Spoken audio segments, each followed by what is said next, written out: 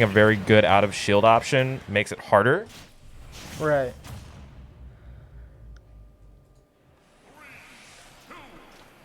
But Greninja really doesn't have to approach very much. He also makes it extremely hard for them to play ledge game, and can also punish them really, really, really hard at the ledge. So his ability to also just break zone by low profiling with like these dash attacks and stuff like that, cross-ups on shield, it just makes like everything that the sorties offer when it comes to distance and space and safeness just not exist anymore. So it's like no longer a factor in the matchup. Right. Okay. I will say, having played Lafing Dragon, he plays a very unorthodox Greninja, very passive, very campy.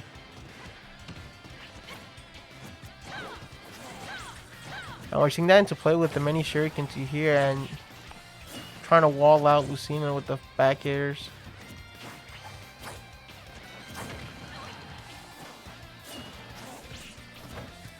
Oh, you can't grab that dash attack. Greninja dash attack, really great option. I should. Oh, that back here almost sealing that stock. Yeah, so it doesn't mean this isn't by no means an easy matchup, but like in theory, Greninja should just not lose if they're playing better. It's one of those matchups where if the Greninja is playing better than the Swordy, they will just win. Right.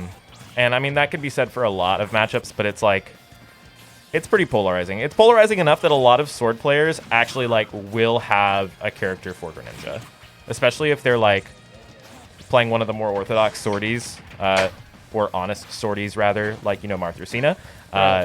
So especially if there's like a relevant Greninja in their area. Like I know that a lot of the Arizona like Marth and Lucina players have secondaries specifically for Stroder. Just because he absolutely dominates Sword characters, and Greninja just dominates Sword characters. So if you see what I mean with like these safe fade in like dash attacks and stuff like that, Greninja really does not have to put out anything for this matchup to be safe for him. Like normally their benefit to having a sword is having this big long hitbox that you can throw out, keep the zone up, keep the safe spacing. But like Greninja kind of just says, all right, your space is now mine, you don't get to have it anymore, your bubble doesn't exist because I'm in it. Oh, didn't need it. Another one of those things that's a little bit more niche for the matchup is that a lot of the Swordies do have pretty exploitable up Bs, and Greninja really good at exploiting those. Can you give me another caster? Oh, it's Kaya.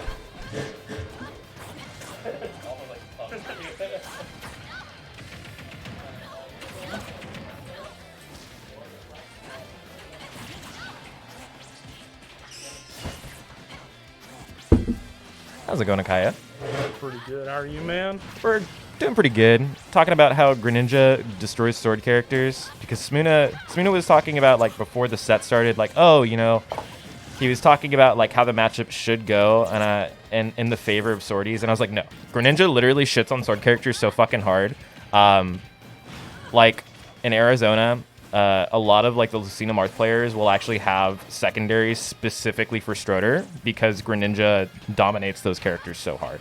Oh, absolutely. Laughing Dragon tells me all the time that this is one of his favorite matchups. All the swords, he loves to play against them. Yeah, it's because it's like, okay, normally when you're playing against a sword character, you got to deal with the sword, you got to deal with the space, like the safe, the safe zone that they can create. Greninja just literally doesn't give a shit because his dash attack goes under most of it, crosses up shield. Like, they don't have a safe space when they're playing against this character. He can get in on them so fucking easily. It reminds me a lot of, like, Sheik Swordies. Yeah. Sheik can absolutely just, like... Except he can kill.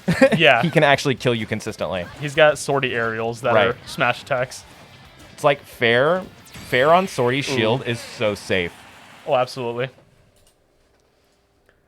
Yeah, that looked pretty convincing in last favor. Definitely showing what we're talking about right now. Curious if we're going to see the Cloud counterpick. Maybe. We might also see Marth. I think that would be just more or less the same issue. I haven't seen Jammy's Cloud yet, but yeah, I don't know. I don't know if that would be any better though for this specific matchup. Is this sagging?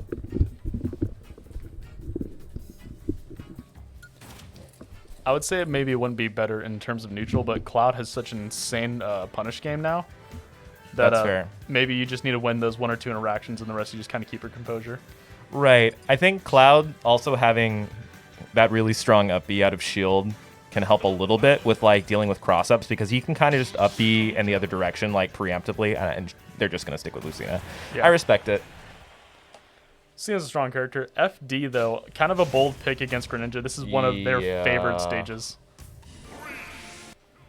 Interesting decision, but I mean, this stage is also good for sorties. I don't know if I would choose to go here, especially against Lafing Dragun. I know this is probably his favorite stage, right? Absolutely, yeah. Yeah, so we'll see if it goes any different than the last game, but I think we're just going to see a lot of zone breaking.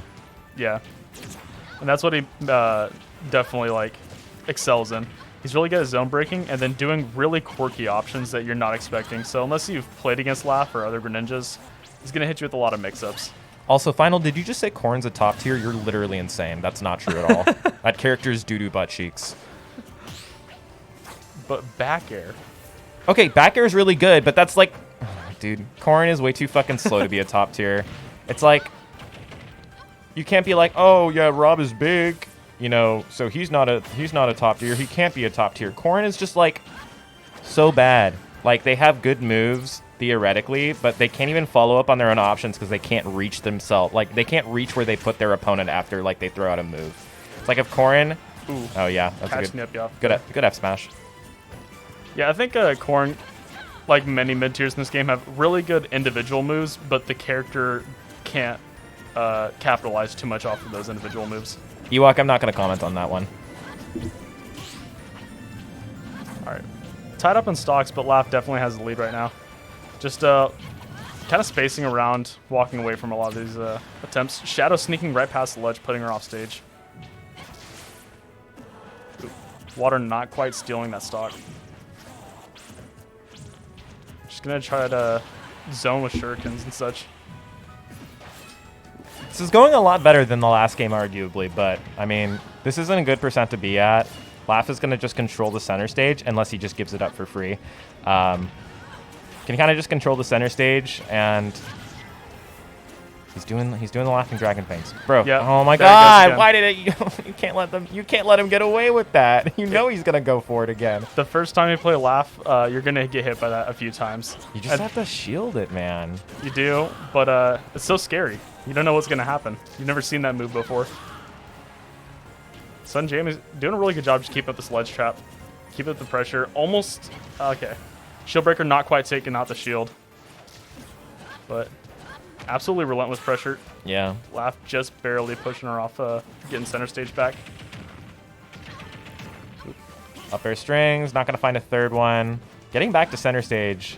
So I think that a lot of what I'm seeing right now from Jammy that's getting punished is just not really a willingness to stay grounded against his character. Yeah. Like, they want to go for these, like, rising fairs and rising nairs and shit, but, like, Greninja's just ducking underneath them every single time, or you're getting, you know, landing naired because you're throwing out a move first. Like, Lucina does have really good grounded options. Like, F tilt's really good, up tilt's really good. You know, you can play safer. Like, you can kind of just, like, force Greninja to come at you and then play a more defensive game because you're not going to, like, you know, outbox this dude right now. Absolutely not. And I also think Laf's keeping up a lot of pressure right there. When you're getting rushed down like that, it's so hard to make clear thought decisions.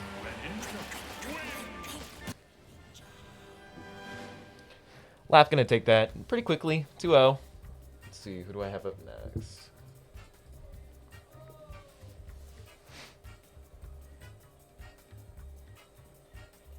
Cool. Zach just completely ignoring the matches that I queue for stream. I really appreciate that. Hitting you with the mix-up. I'm gonna mix up this block when I walk out there. I'm with a high-low, baby.